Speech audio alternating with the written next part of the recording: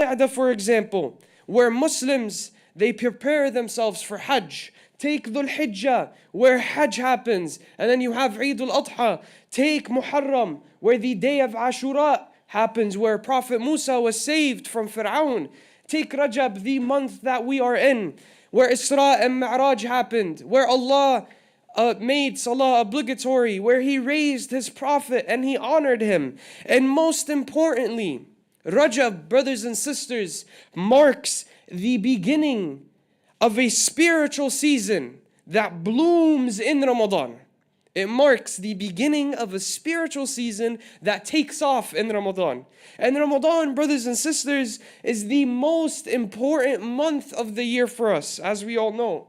It is a month where people change their lives. It is a month where everyone waits one night that is powerful, that is the most powerful night of all. And subhanAllah, it is a month where people can change their lives, can change their destinies. Right? Allah subhanahu wa ta'ala, He says, يَا أَيُّهَا الَّذِينَ آمَنُوا كُتِبَ عَلَيْكُمُ الصِّيَامُ كَمَا كُتِبَ عَلَى الَّذِينَ مِنْ قَبْلِكُمْ لَعَلَّكُمْ تَتَّقُونَ. He says, O you who believe, fasting is prescribed to you, as it was prescribed to the people before you, so that you may attain taqwa. So Ramadan comes in once every year, and it acts like a medicine. Allah prescribed fasting for us. It acts as a medicine, right? Because it heals us physically, it heals us psychologically, it heals us mentally, it heals us emotionally, and most importantly, it heals us spiritually, right? It strengthens that connection between the slave and Allah Jalla Jalaluh. But brothers and sisters, as fascinating as Ramadan is,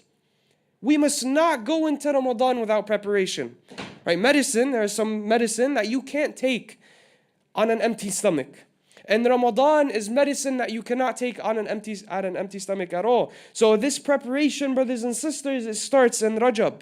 It starts in Rajab. And the Prophet ﷺ, he used to make this dua. He used to say, Allahumma barik lana fi Rajab wa Sha'ban wa ballighna Ramadan. Oh Allah, grant us the barakah during Rajab and during Sha'ban, and allow us to reach Ramadan. Say Ameen. Allahumma Ameen. Abu Bakr al-Warraq, he says that Rajab is the month of cultivation. Right? Rajab is where we plant our seeds.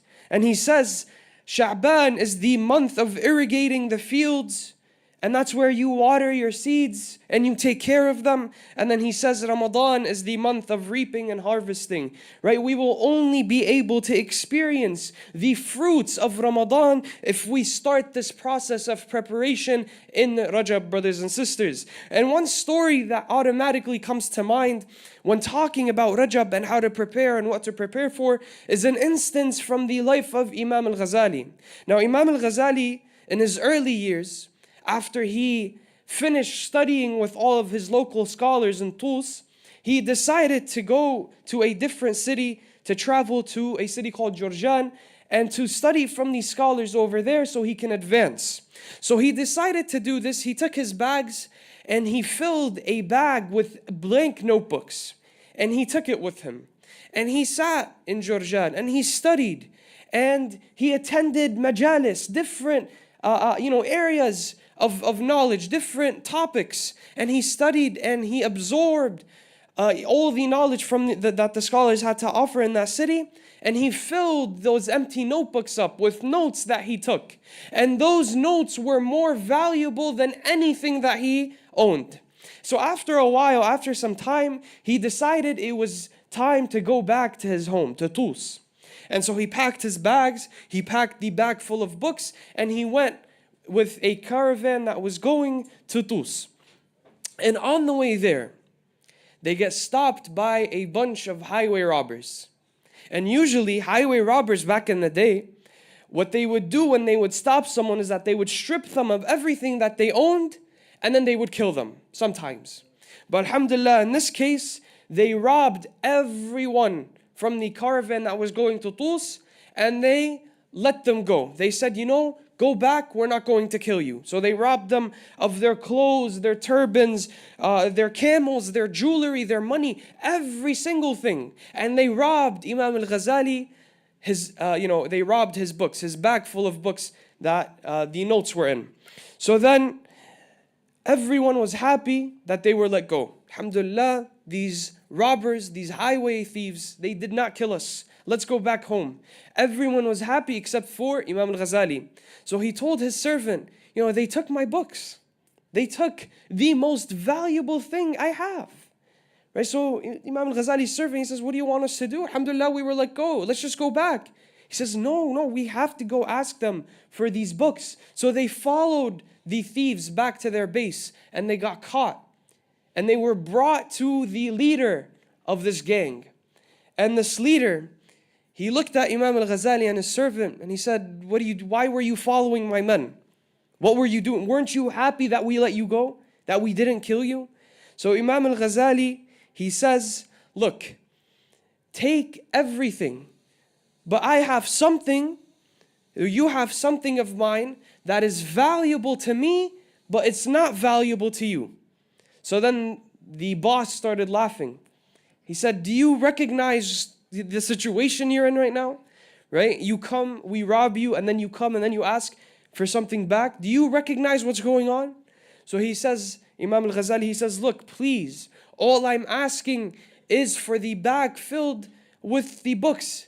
It's filled with knowledge that I have written from the scholars in Jurjan, right? I took this knowledge and I wrote them. This is everything that I own. Please just take my money, take my clothes, take everything that you see valuable, but just give me this bag of books. And so the boss, he laughed and he says, how can you claim that you have obtained the scholar's knowledge when we took it away from you in a matter of seconds and we left you without knowledge? He says, do you really call that knowledge?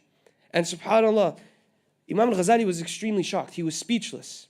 And he comments and he says, أَنْتَقَهُ اللَّهُ الَّذِي أَنْتَقَ كُلَّ شَيْءٍ. He says, Wallahi, I knew that Allah subhanahu wa ta'ala made him say that for me to know that I am doing something wrong.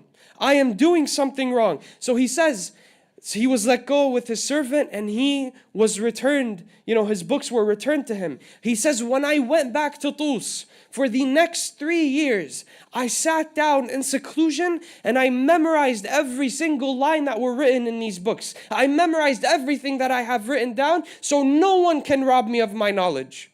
So no one can rob me of my knowledge. Brothers and sisters, the reason why I mention this story isn't to tell myself and everyone present that we must go and memorize books of fiqh and books of hadith and books of seerah in preparation for Ramadan. No.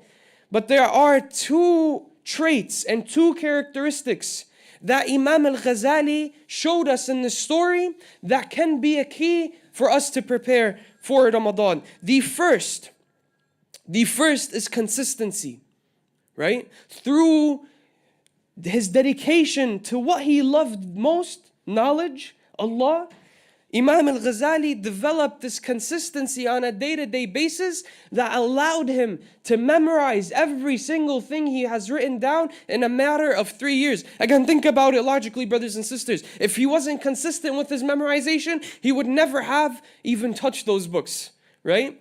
And the second that will help us, the second main point that will help us in our journey is Imam al-Ghazali's sincerity, right? What did he say to the robber when the robber told him and he sort of advised him, quote unquote? He took what the robber said and he tried to better himself for the sake of Allah Jalla Jalaluh, right? He could have easily pulled that I'm a scholar card and you're a robber, I'm better than you. But he didn't, right? He didn't. And he took the nasiha of a low-life robber. And he went back home and he implemented what this low-life robber had taught him. And he bettered himself for the sake of Allah. And that's, and look at what was produced at the end. Imam al-Ghazali, the giant that we know.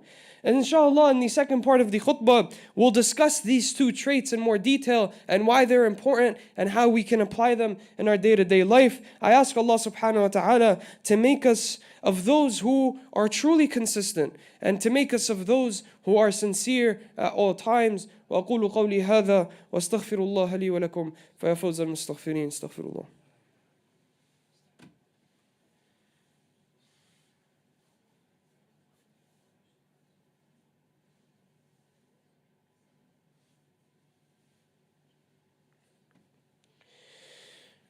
بسم الله الرحمن الرحيم والصلاة والسلام على سيد المرسلين وعلى آله وصحبه أجمعين. Brothers and sisters, consistency and sincerity are two qualities that will help us advance in our journey to Allah Jalla Jalaluh in preparation for Ramadan. And it all starts by purifying ourselves inwardly and outwardly. Right? The journey of Allah Jalla Jalaluh, as we know, whether it's in preparation for Ramadan or outside of Ramadan, it begins by inspecting and reviewing the state of the physical and the metaphysical, right? Sometimes we lose focus. We're all human, right? Sometimes we stray away from the path. Sometimes we sin. We collect those black dots in our hearts, right? But what is the solution to this? What is the solution to getting back on track? And that is purification, my dear beloved brothers and sisters. Making sure we are physically pure, right? Our senses are pure. We must inspect, what are we using our tongues to do?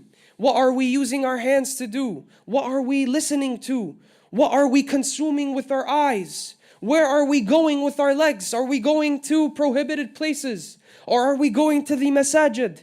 Right? What is our tongue saying? Is our tongue busy with namima, with backbiting and with cursing? Or is it busy with the remembrance of Allah and with Quran and with Salah? Right? We must inspect everything physical that we do, and we must reevaluate. And the second, the inner self. We must make sure our hearts are pure, brothers and sisters. The Prophet ﷺ, he says, ألا وإن في الجسد مضغة إذا صلحت صلح الجسد كله وإذا فسدت فسد الجسد كله ألا وهي القلب. He says, verily in the body is a piece of flesh, which if it's sound, the entire body is sound. But if it is corrupt, the entire body is corrupt. And he says, truly it is the heart. Truly, it is the heart. We need to see what is inside of our hearts. Do we have pride? Do we have arrogance? Do we have hatred inside of our hearts? Right? We need to inspect. And how can we clean this? We need to purify this. How? By the remembrance of Allah, by reading Quran, by doing Salah, etc., etc., etc. And how do we keep our hearts clean? By applying this concept of hijab to our hearts, my dear beloved brothers and sisters. By applying this concept of hijab, where we guard our hearts, where we look at everything that comes our way, and we make sure not to absorb the negative, and not to absorb these emotions and these feelings that can get us away from Allah subhanahu wa ta'ala. Some companions once, they went to the Prophet ﷺ and they asked the Prophet, they said, Ya Rasulullah, who are the best of people? Ya Rasulullah, who are the best of people? So he says, one with a heart swept clean and truthful in speech. So they asked, they said, Ya Rasulullah, we know what truthful in speech means, right? It's just someone who is truthful at all times. But they said, what is a heart swept clean? And then the Prophet ﷺ, he says, one that has taqwa in Allah and is pure, in which there is neither sin, nor transgression, nor envy in the heart itself. So they asked, who shows a sign of it, Ya Rasulullah? And he says, one who despises worldliness, and he loves the hereafter. So they asked again, and who shows a sign of it, Ya Rasulullah? And he says, a believer with good character. So brothers and sisters, all of this is done by being consistent in your good deeds and by always being sincere to Allah Azza wa Jal. So how can we be sincere and how can we be consistent in this day and age? Right? When it comes to consistency, first and foremost, we must start small. We must start small. The Prophet ﷺ, he was asked once, أَيُّ الْأَعْمَالِ أَحَبْ? Ya Rasulullah, which actions are most beloved to Allah? And he responded, he said, إِنَّ أَحَبَّ الْأَعْمَالِ أَدْوَمُهَا إِلَى اللَّهِ وَإِنْ قَلْ. He said, the most beloved of deeds to Allah subhanahu wa ta'ala are the consistent good deeds, even if they are small.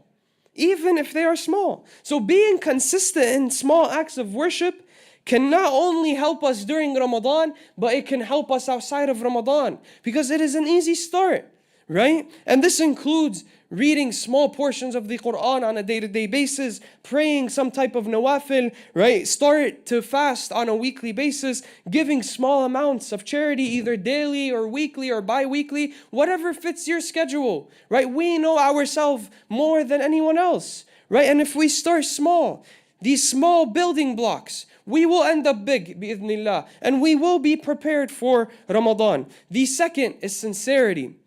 And sincerity, brothers and sisters, it's directly linked to our intention. It is directly linked to all of the intentions that happen within us.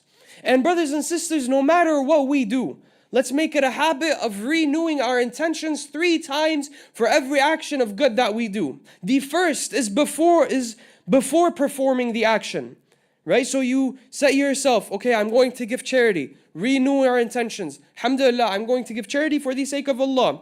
The second time is to renew your intention while you're doing the act itself. Again, brothers and sisters, our enemy is very smart. Shaitan isn't going to come tell you to disbelieve in Allah right away. No. Shaitan is smart, right? Shaitan will come to you and say, it's okay, don't pray sunnah this time. It's all right, you're tired. Don't go to the masjid today. Right? It's all right. You didn't do your, 100 istighfars per day. It's okay. Just let it go. It's just this one time. This is how shaitan starts, right? So he's really smart. And we have to counter that. So again, the second time is inspecting your intention while performing the good deed itself. Take a few seconds, renew your intentions, make it for the sake of Allah. And the third time is after doing the good deed itself. Alhamdulillah, you went to the masjid, you gave money, you renewed your intention before and during, renew it after you gave your money and you went home. Make it for the sake of Allah subhanahu wa ta'ala, right? Keep the intention for Him and Him only, and that will keep our hearts clean and steadfast, right? There's a small story, and I'll end with this, bi'idhnillah, that combines both sincerity and consistency. In Imam Ahmad ibn Hanbal's days, he was once out traveling towards the end of his life. He was old. He was once traveling, and Imam Ahmad ibn Hanbal, these scholars, they were extremely famous back then, but they weren't famous by face, right? They didn't have TV, they didn't have YouTube, they didn't have any of that. They were only famous by name. So he was traveling once, and it was getting dark, and he needed a place to sleep at. So he was in the masjid, so he decided, he set his intentions, he said, I'm going to sleep in the masjid today. And when the local guard was cleaning up, he noticed Imam Ahmad, and he said to him, what are you doing here? So Imam Ahmad, he said, Ya akhi, I'm just here to sleep, and I'll be gone first thing tomorrow morning, bi'idhnillah. So this guard, he said, look, Ya Shaykh, because again, he was old. He says, you can't sleep here tonight. You can't sleep here tonight. That's the policy. So Imam Ahmad, he said, look, I'm not going to destroy anything. I'm not going to steal anything. Wallah, I just need a place to stay just for tonight, please. And you can come back tomorrow morning and you can find me and you can inspect anything that you want to inspect. Nothing, no harm will be done. So then this guard, he started getting agitated and he started getting angry. He says, look, listen, man, you can't sleep here tonight. You can't sleep here tonight. It's done. It's not up for negotiation. So Imam Ahmad, being the humble man that he is, may Allah subhanahu wa ta'ala have mercy on his soul, he exited the masjid and he said, okay, no problem. And he sat on the sidewalk and he was intending to sleep on the sidewalk that's right besides the masjid. So when this guard cleaned up, he went outside, he locked the doors, he saw Imam Ahmad ibn Hanbal sitting outside, and he looked at him and he got even more angry. And he said, didn't I tell you you can't sleep here tonight? What are you trying to do? XYZ. And he got so angry and so frustrated, he grabbed Imam Ahmad's leg and he pulled it to the middle of the road and he left Imam Ahmad in that state. Again, Imam Ahmad was shocked, right? He was an old man, number one. And number two, people, they were known for respecting elders. And again, he didn't know he was Imam Ahmad ibn Hanbal, right? Right across from the street, there was a baker who witnessed all of this. And so he called out to Imam Ahmad. And he says, Ya Shaykh, come to my bakery. You can sleep here tonight. I just have some work to do. As you all know, bakers, they usually work a day before. They get their dough ready and whatnot. He says, I have some work to do, but inshallah, just give me an hour or two and I'll be out of your hair and you can sleep peacefully, bi'idhnillah. So Imam Ahmad says, okay, jazakumullah khair. And he accepts this invitation and he goes to this bakery. And as the baker is preparing the dough, he would take one piece of dough and he would essentially, he would go on with it and he would say, Subhanallah, Alhamdulillah, La ilaha illallah, Allahu Akbar, Alhamdulillah, one piece done. And then he would take another piece, Subhanallah, Alhamdulillah, La ilaha illallah, Allahu Akbar, another piece done. And he would do this over and over and over and over again. So it caught Imam Ahmad's eye and he was interested. He says, Ya akhi, since when have you been like this? Right? Since when have you been doing this? So the baker, he says, oh, you mean the dhikr? Oh, a long time ago.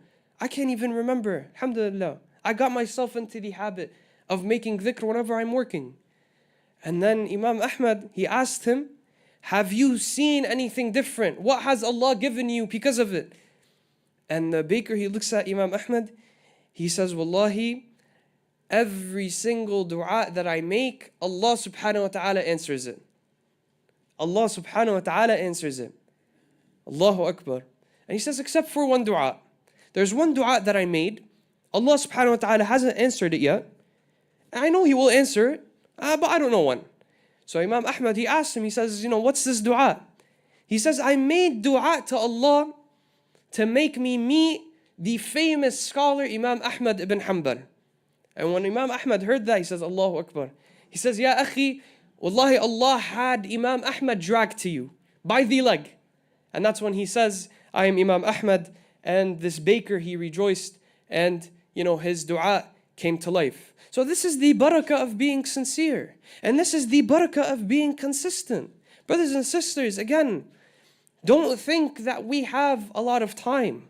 Wallahi, we're in Rajab right now. In a blink of an eye, we might be in the middle of Ramadan.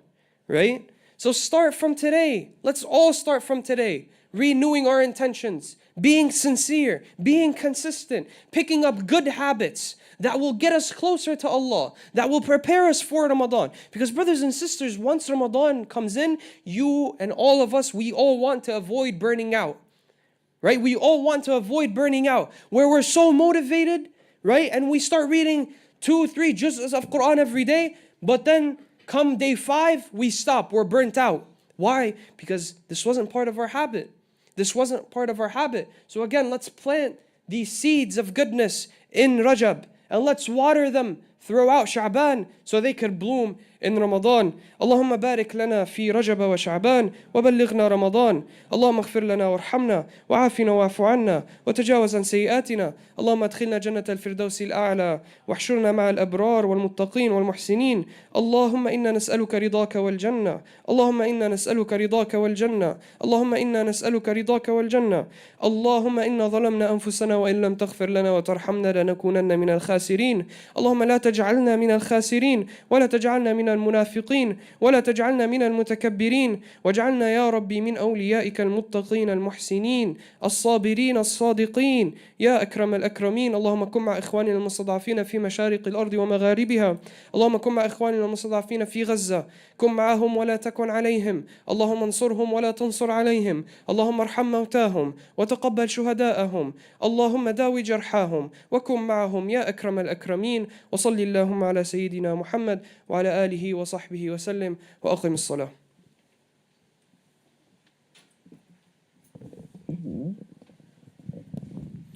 الله أكبر الله أكبر أشهد أن لا إله إلا الله وأشهد أن محمدا رسول الله. حي على الصلاة حي على الفلاح قد قامت الصلاة قد قامت الصلاة. الله أكبر الله أكبر لا إله إلا الله.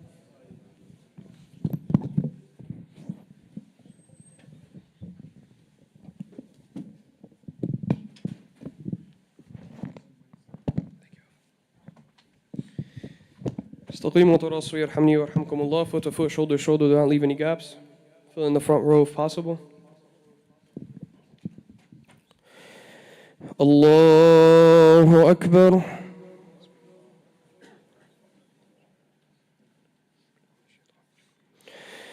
بسم الله الرحمن الرحيم. الحمد لله رب العالمين الرحمن الرحيم مالك يوم الدين إياك نعبد وإياك نستعين اهدنا الصراط المستقيم صراط الذين أنعمت عليهم غير المغضوب عليهم ولا الضالين آمين.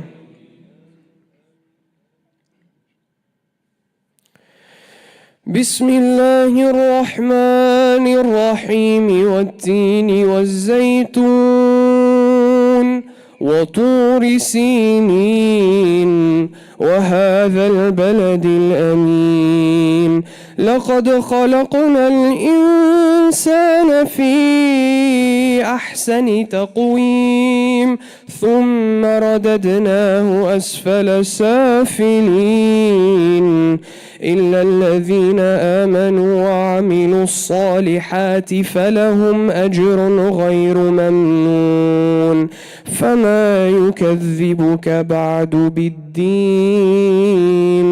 أليس الله بأحكم الحاكمين. الله أكبر.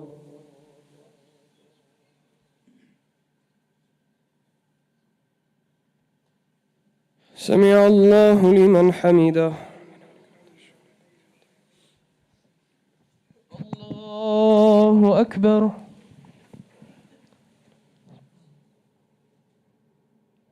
الله أكبر.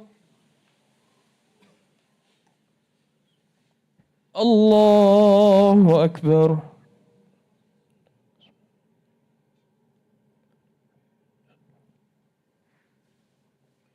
الله أكبر. بسم الله الرحمن الرحيم الحمد لله رب العالمين الرحمن الرحيم مالك يوم الدين إياك نعبد وإياك نستعين اهدنا الصراط المستقيم صراط الذين أنعمت عليهم غير المغضوب عليهم ولا الضالين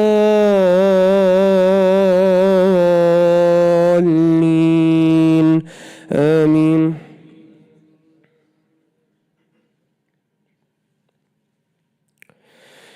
بسم الله الرحمن الرحيم تبت يدا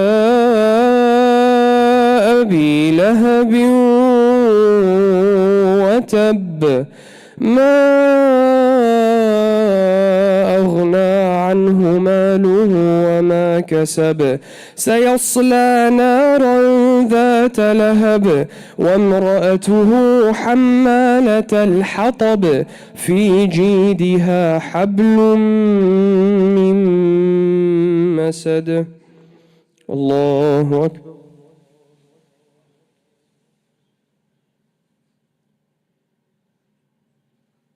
سمع الله لمن حمده. الله أكبر.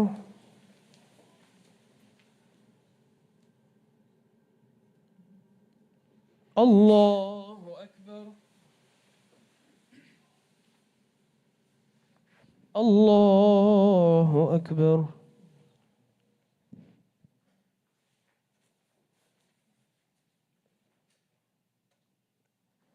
الله أكبر.